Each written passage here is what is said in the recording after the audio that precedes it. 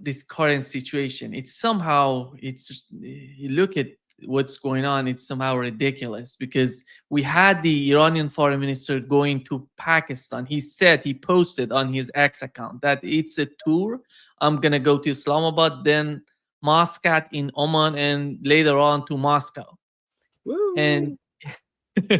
yeah, and he's gonna respond to the message they have received from Pakistan, from the United States through Pakistan. They wanted to respond to that. They've written a response, and but later on we've learned Donald Trump is sending Jared Kushner and Steve Witkoff to Islamabad. It's all, it came out of nowhere. It wasn't planned, because Iran didn't plan to talk or to meet the American negotiator delegation in Pakistan, and it was all made up.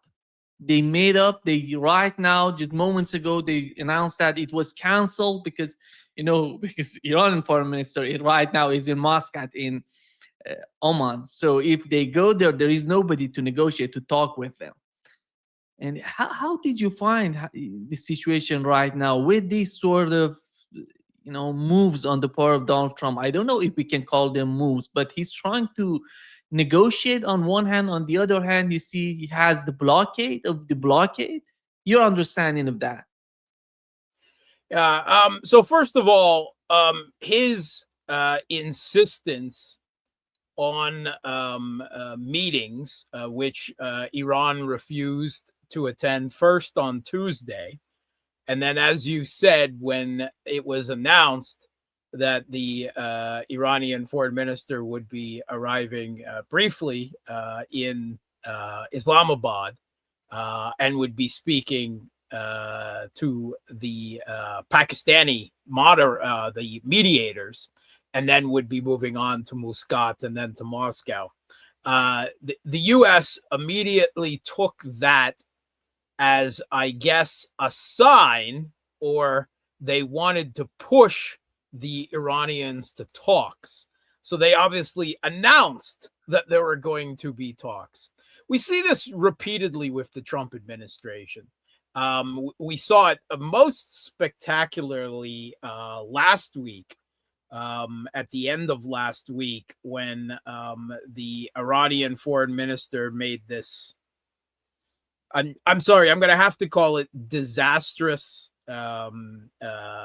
social media post, where he declared the Strait of Hormuz open and free without any of the qualifications that were instrumental to that, and which then Donald Trump leapt on it and started making the most insane pronouncements, just making stuff up that the Strait of Hormuz was completely free.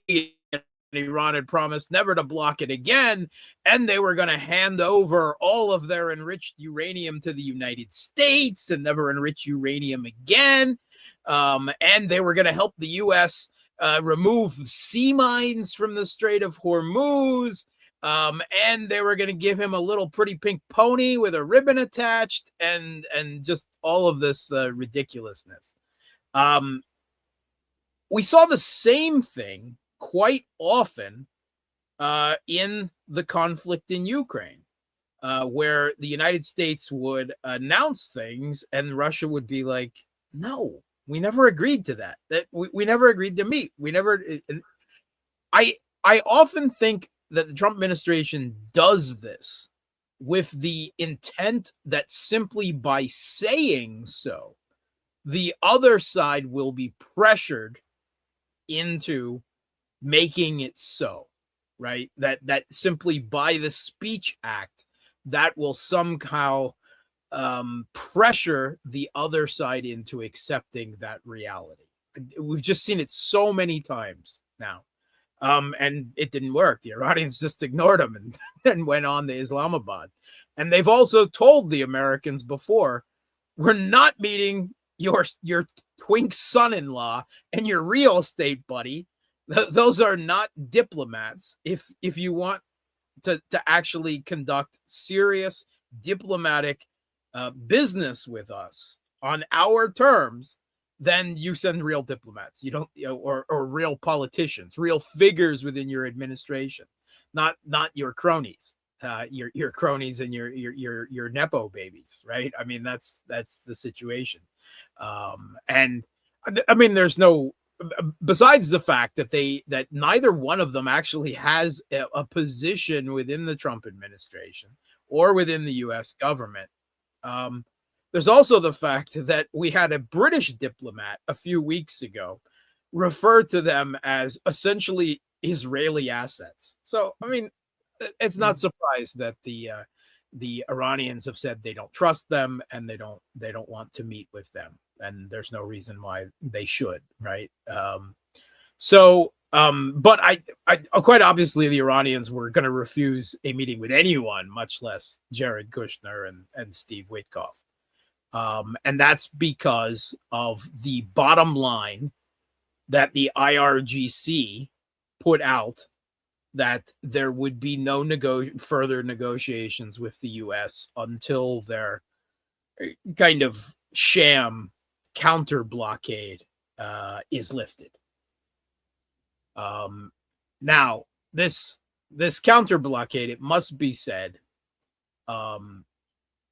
it has very limited effectiveness, right? It is not being conducted. Right, it's not a blockade of the Strait of Hormuz. There's not U.S. ships lined up, across the Strait of Hormuz. Right, that's not the situation. In fact, they're not even anywhere near within easy cruise missile distance or drone distance of the Iranian coastline. In fact, all the interdictions that have taken place haven't even happened in the Gulf of Oman. They've been beyond that. Right? They've been in the Indian Ocean or the Indo-Pacific. And why? Because the U.S. Navy's still too afraid to come that close to the Iranian coastline. And they've stopped a total of 4 ships so far. A couple of them Iranian flagged and a couple of them Iranian linked, meaning they were either carrying Iranian oil or they were bearing stuff into Iran. Meanwhile, though, we're told by no less than the Financial Times and Lloyd's and Kepler that as of the middle of the week, some 34 tankers that had either gone into Iran or out of Iran, right? Some going in, some going out, and that had not been intercepted. So, what's going on here? Well, first of all, the blockade, the U.S. Navy has 16 ships, right? That's what they have. That's their forces in the theater there. And to chase dozens of Iranian tankers all over the wider Indo-Pacific is very hard. Second of all, these tankers can easily skirt the whole Gulf of Oman area.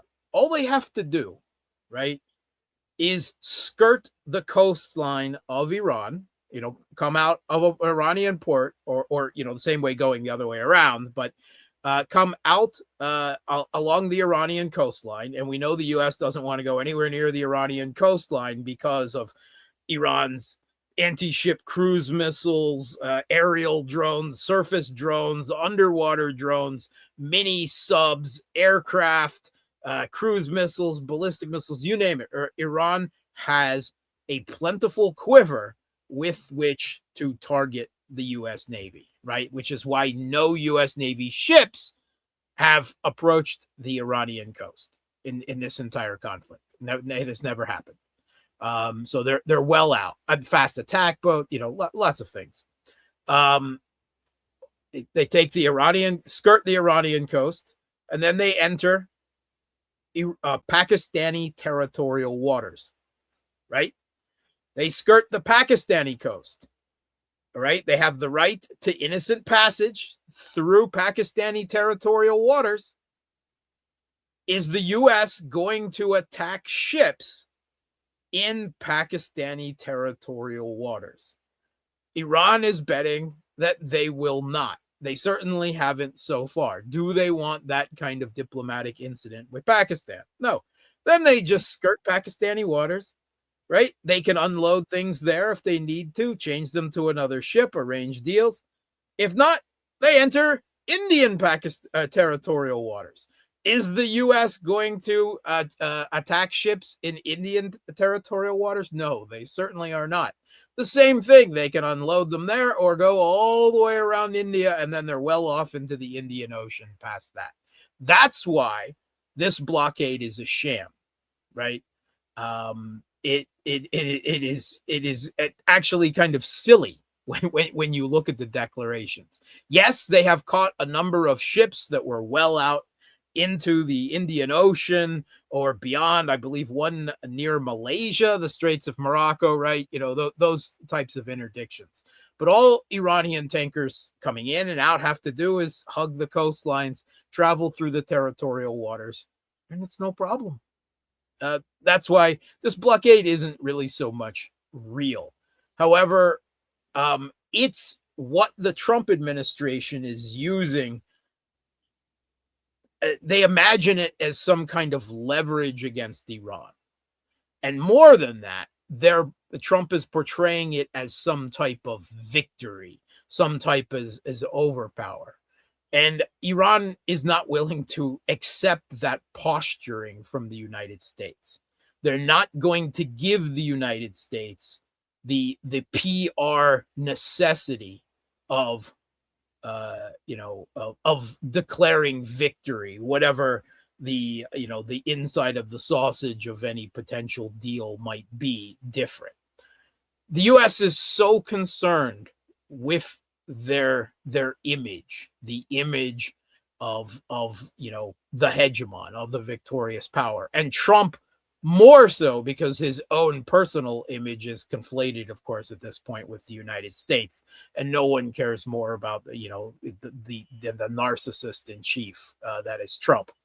This is very similar to the situation in the Cuban Missile Crisis back in the 1960s, when Kennedy eventually reached the deal through back channels with Khrushchev, where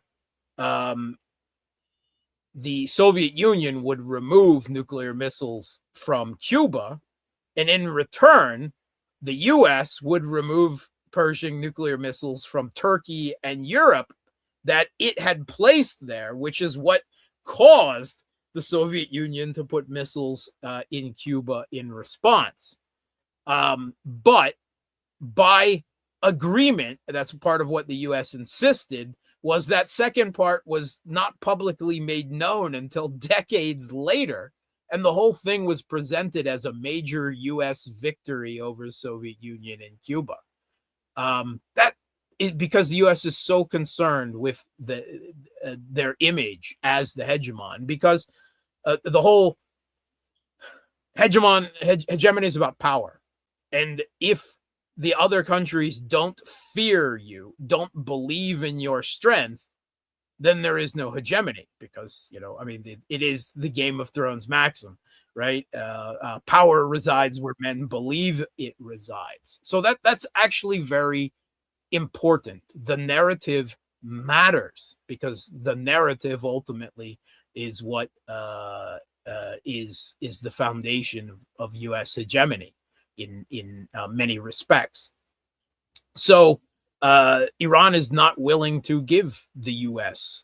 the public, the rhetorical victory, on top of course, the fact that the U.S. has seized 4 Iranian ships, and Iran, tit for tat, has seized ships in the Strait of Hormuz that it at least can connect with the U.S. and or its allies in response.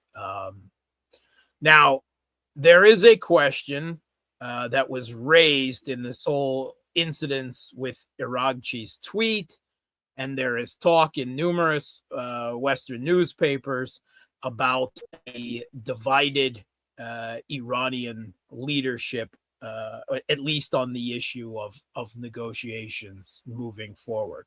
And Trump leapt on this and used that as the excuse to unilaterally extend the ceasefire. Oh, the Iranians need some time to get their shit together and accept my ultimatum, so we'll give them a few more days. That's basically what they said. Now, I actually believe it is extremely likely that there is some disagreement within the Iranian, institutions of power, the regime, if you just want to use the technical rather than the normative loaded meaning of the word. Right? They had most of their senior leadership wiped out in decapitation strikes. They've got all new people. Some of them have probably, not worked with each other because everyone's hunkering down in their bunkers. Right. No one it knows for sure what the condition of the Ayatollah Mujtaba Khamenei, the supreme leader, where is he well? Is he in serious medical condition? Is he disfigured, as Pete Hegg said? All of that, we don't know his condition. We don't know. But it seems likely, right? The way Iran has gone about their defense, this mosaic defense, this devolution of power, it makes perfect sense. In a crisis situation where a lot of the political and clerical leadership is wiped out in decapitation strikes, it makes perfect sense that power be devolved to the IRGC in a crisis, security, at war situation. It does. It makes perfect sense. And I predicted in my own videos on my own channel before the U.S. attacked on what the attack might play out like. I said, well, if they conduct these decapitation strikes, the most likely scenario is not quote unquote regime change, but simply that the IRGC takes firmer control than there were before. And I think that's the situation. I think that there was some confusion, that people in the foreign ministry might have been, more willing to at least engage the Americans in diplomacy. That's their job, right? We seem to forget that in the U.S., where the U.S. State Department is just another department of war, right? But that makes perfect sense. And I'm sure there are people of different opinions within the broader Iranian institutions of power within the government now, just like there are in the Trump administration or between Americans and Democrats in the Congress on foreign policy issues. But ultimately, right, the Tasnim, as the unofficial media outlet / propaganda outlet, depending on how you want to call it, of the IRGC, put it's semi-official. Semi-official. That's why I said official, unofficial. Yeah, they put Aragchi to task, and then quite obviously, the IRGC exerted authority, and their hard line, right, that their red line, that there would be no further negotiations until the U.S. gives up their sham blockade, has held.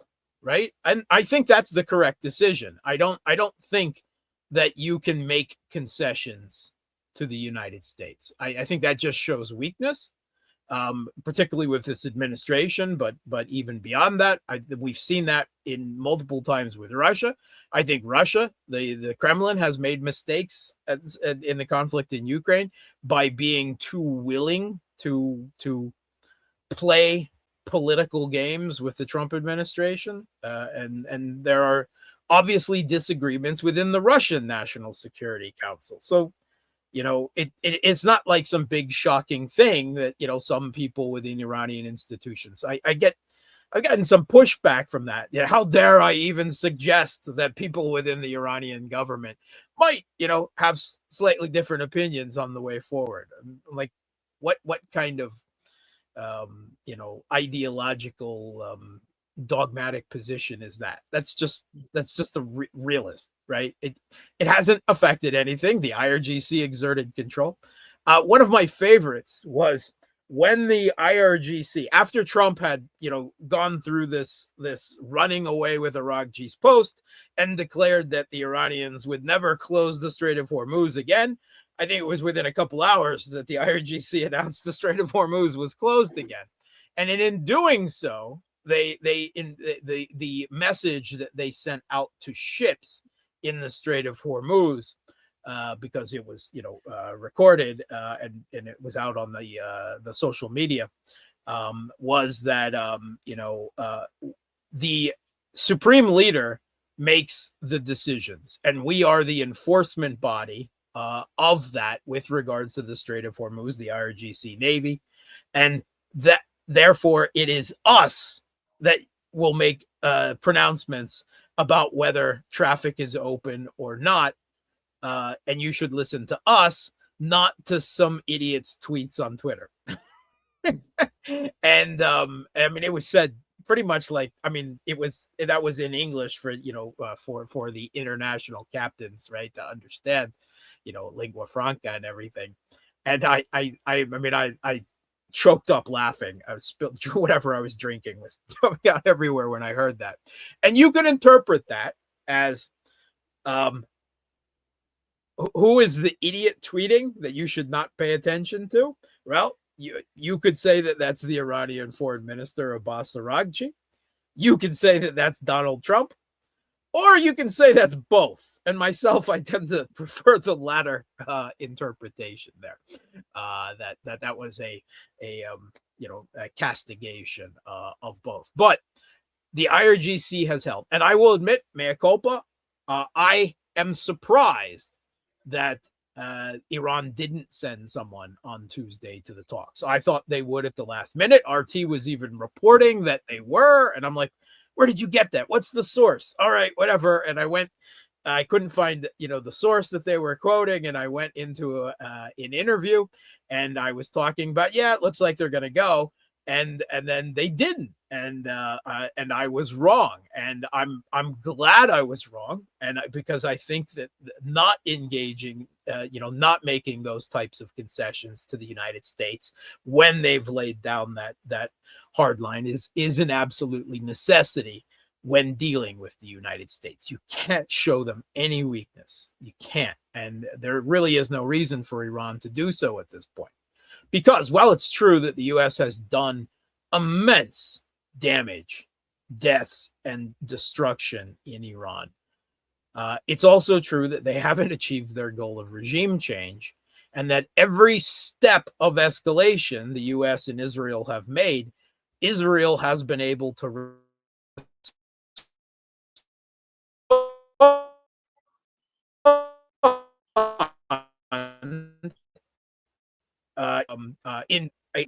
against one of the U.S.'s Gulf state vassals / allies. I lost you, Mark. I lost you when you said Israel was able to. That I lost you. You came back right now. Yeah, Iran was able to respond either symmetrically or asymmetrically, right, to each escalation of the United States, and they've been able to do that. And when we look at the options moving forward, right, I tend to I will admit that I read everything that Trump says foreign policy wise with his social media, how he conducts social media via tweet. It's very, very unusual. It's, I do it, but I always keep in my back of my head that, but don't take it too seriously, right? Look at what the U.S. is actually doing, not what Trump is, blithering on about on Truth Social or whatever it is. And the U.S. is just making such military preparations between the movement of the Third Carrier Group, doing the walk of shame around Africa. Because they're so afraid of the Houthis, they didn't want to go through the Bab el-Mandab Straits. But now the George H.W. Bush is in theater, and has been probably for about 12 hours now, maybe a little bit longer. The number of strike aircraft that they've moved in, the refueling aircraft in Israel and Saudi Arabia, I've seen them, lined up. the number of military transports from the US, Europe, and then on to the Middle East has just been nonstop. In fact, at the last count, I saw some 800 and some yesterday since the ceasefire began, right? Which is more than those transports in the run up to the initial attack on Iran back in February. So everything I see says the U.S. is gearing up for a resumption of strikes. And there is at least a strong possibility that all of this ceasefire and then extension of ceasefire, right, unilaterally, is just about playing for time while they get all of the assets that they want in location. But what are they going to do? Bomb some more? More decapitation strikes? I mean, it didn't work the first time. Why would they think it would work this time? And the U.S. is so critically low on all of these, both air defense interceptors, which I've long pointed out as the U.S.'s Achilles heel, and on standoff munitions, right? Which they still need, because whatever Trump may say, Iran still has air defense capacity, as we saw just prior to the ceasefire when a number of U.S. aircraft entered Iranian airspace and came tumbling out of the sky. They're so shortage of Tomahawks and the JASSMs, the air-launched cruise missiles, that all, I mean, CNN, New York Times, Washington Post, Financial Times, they all had articles about it this week, and all talking about that the inventory levels are so low at this point, and the production rate of new ones is so low that it will take 5-6 more years already to rebuild their stockpiles. And during that time, the levels now are so lowered that they would not be able to deal with geopolitical threats from major powers, meaning Russia and China. And they specifically drew out, if China really felt the desire, which they do not, but to militarily take Taiwan, they could do it now, and the U.S. couldn't do jack all about it because they don't have the firepower at this point. They simply lack the munitions. They've drained the cupboard between Ukraine and playing whack-a-mole against the Houthis and now against Iran, 2 years in a row now. They just don't have it anymore. They've drained the cupboard, and they weren't keeping enough stockpiles of these for whatever stupid we believe we can produce on demand nonsense of their modern boutique military industrial complex, which is not proven up to the task, right, of attrition war. Not attrition war supporting the Kiev regime against Russia, and not a long-range strike attrition war against Iran, which Iran was also prepared for. So, I mean, they can bomb again, but what is that going to do?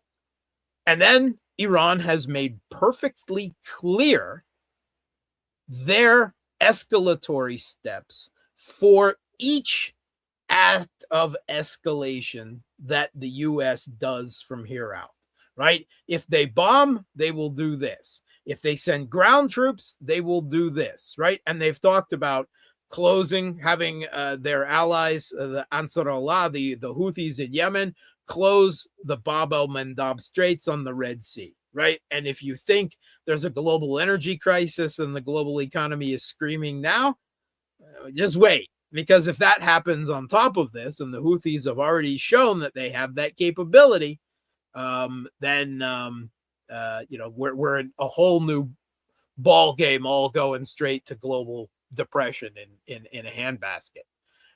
They also threatened that they could sever internet cables at the bottom of the Strait of Hormuz and the Red Sea. And it's really, I mean, it's not just, the guys won't be able to stream their movies and games, right? The UAE is a global financial center, right? And, all the financial traffic that takes place between Saudi Arabia and all of this. So that would be a devastating blow, right, to the global economy if they did that. On top of that, they threatened to take out the Yanbu, the Saudi pipeline across the desert that exits onto the Red Sea. Not that will do them much good anyway if the Houthis do close the Bab el-Mandab Straits. And also a major port and refinery in the UAE. These are all there, very well signaled steps up the escalatory ladder in response.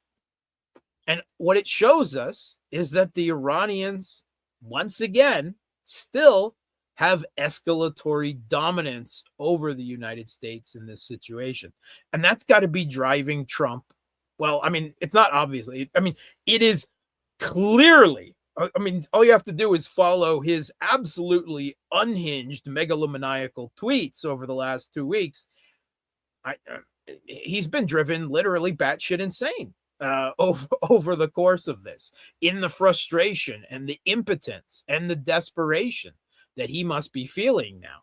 Because, it's, yes, U.S. hegemony is on the line here. The future world order, just like with the conflict in Ukraine, perhaps though even more so, is on the line here. But more than that, far more important than that, is Donald Trump's reputation. At least that's more important to the narcissist in chief, right?